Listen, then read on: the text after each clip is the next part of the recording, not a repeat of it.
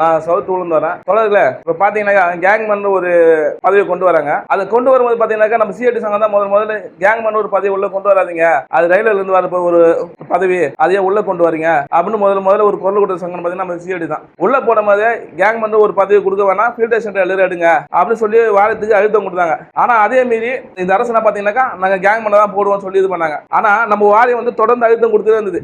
ஒரு கட்டத்துக்கு மேல நம்ம தோழருக்கு வந்து நாங்க கேங் பண்ணாத முதல்ல உள்ள வரோம், அப்புறம் மீதி நாங்க உள்ள வந்தோம் மீதி பாத்துக்கிறோம் அப்படின்னு நம்ம தோழர்கிட்ட வந்து கேட்டு பேர்ல வந்து தோழருக்கு வந்து சரி அது அந்த இது வந்து விளக்கினாங்க. விளக்கினா எல்லாம் கேங்மேன் ஒரு பதவி கிடைச்சது. கேங்மேன் பதவி கிடைச்சதும் முதல் போராட்டம் அறிவிச்சது வந்து சிஐடி தான். மறுபடியும் அவங்க வந்து கள உதவி வந்து பார்க்கணும், அது வரைக்கும் நாங்க விட மாட்டோம் சொல்லி சிஐடி அமைப்பு மட்டும் தான் களத்துல முதல்ல நின்னாங்க. அப்பயே பாத்தீங்கன்னா கோயம்புத்தூர் தமிழ்நாடு முழுக்க வந்து மவுண்ட் ரோட்ல மாபெரும் போராட்டம் இருந்தது. அது எல்லா தோழருக்கும் தெரியும். அந்த கேங்மேன் பதவி உள்ள வந்து இன்ன வரைக்கும் ஒரு சங்கம் வந்து கேங்மேன் தோழருக்காக குரல் கொடுக்குதுனாக்கா அது வந்து நம்ம சிஐடி சங்கம் மட்டும் தான். மத்த சங்கம்லாம் குரல் கொடுக்குதுனாக்கா அவங்க அந்த டைம்ல பேசுவாங்க, அதுக்கப்புறம் மறைஞ்சு போயிடும். ஆனா சிஐடி சங்கம் வந்து ஆரம்ப காலத்துல இருந்து இன்ன வரைக்கும் கேங்மேன் ஒரு பதவி இல்லாம ஆக்குவோம் அப்படின்னு சொன்னதை இன்னைக்கு செஞ்சு முடிச்சிருக்காங்க. அன்னைக்கு கேங்மேன் நம்ம அவங்க கேங்மேன் பதவி போடக்கூடாது இருந்தாங்கனாக்கா இன்னைக்கு யாருமே நம்ம இந்த மின்சாரத்துறையில வந்துருக்க முடியாது. எத்தனை தோழர்கள் இப்ப வந்து இதுல இருந்து பிரிஞ்சு போயிட்டு வெளியே நின்று எவ்வளவு பேசலாம், புரியுதுங்களா, எவ்வளவு பண்ணலாம்.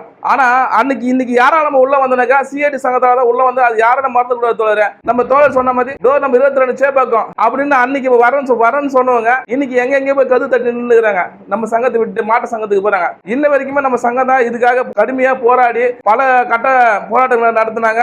இன்னொரு விஷயம் பாத்தீங்கன்னாக்கா 8,000 பேரு கொண்டு ஒரு கேங்மேன் ஒரு போராட்டத்தை வந்து இது வரைக்கும் எந்த தொழிற்சங்கமும் நடத்தல. அப்படி நடத்தின ஒரே தொழிற்சங்கம் வந்து நம்ம மத்திய அமைப்பு மட்டும்தான். இது வந்து எந்த சங்கத்தால செய்ய முடியாத ஒரு விஷயம் நம்ம தொழிற்சங்கம் சிஐடி மட்டும் தான் பண்ணுச்சு. அந்த தோழருக்கு நான் சொல்றேன், இன்னைக்கு சிஐடி அமைப்பு மட்டும் உள்ள இல்லைனாக்கா நீங்க யாருமே இதுக்குள்ள வந்திருக்க முடியாது. அவங்களாலதான் இங்க உள்ள வந்தீங்கன்னு அது மறந்துட்டு போயிட்டாங்க. இன்னைக்கு கேங்மேன் ஒரு பதவியை வந்து எல்லாம் பார்க்கறது வந்து சிஐடி மட்டும் தான், புரியுதுங்களா. அதனால தோழர்களே, இன்னும் வருங்காலங்களிலும் நம்ம சிஐடிக்கு வந்து துணையா நின்று அவங்களுக்கு கூட இருந்து குரல் கொடுப்பான். அதே மாதிரி நம்ம தோழர் நம்ம பொதுச்செயலாளர் பேசுறத பத்தி கண்டிப்பா சொல்லி ஆகணும். நான் அதை பாக்குறேன். தோழரை 3 நிமிஷம் பேசியிருக்காரு. சத்தியமா சொல்றேன், எந்த ஒரு பொதுச்செயலாளரோ எந்த ஒரு யூனியன் தலைவர் இது வரைக்கும் அது மாதிரி பேசுறதே கிடையாது. அப்படி ஒரு பீச்சிங்க உண்மையை நான் பாக்குறேன். அவ்வளவு தெல்ல தெளிவா சேர்மன் ஸ்ட்ரைட் நின்று பேசுறாரு. அதை பேசும்போது என்னைக்கு அட போடா நமக்கு இது மாரி கிடைச்சாலும் ஒண்ணுதான், கிடைக்க கட்ட ஒண்ணுதான். நம்ம தோழர் அந்த அளவுக்கு அவ்வளவு அருமையா பேசியிருக்காரு. இவரால முடியாதுன்னு சொல்ல முடியாத அளவுக்கு பேசியிருக்காரு அப்படின்ற ஒரு எண்ணத்தை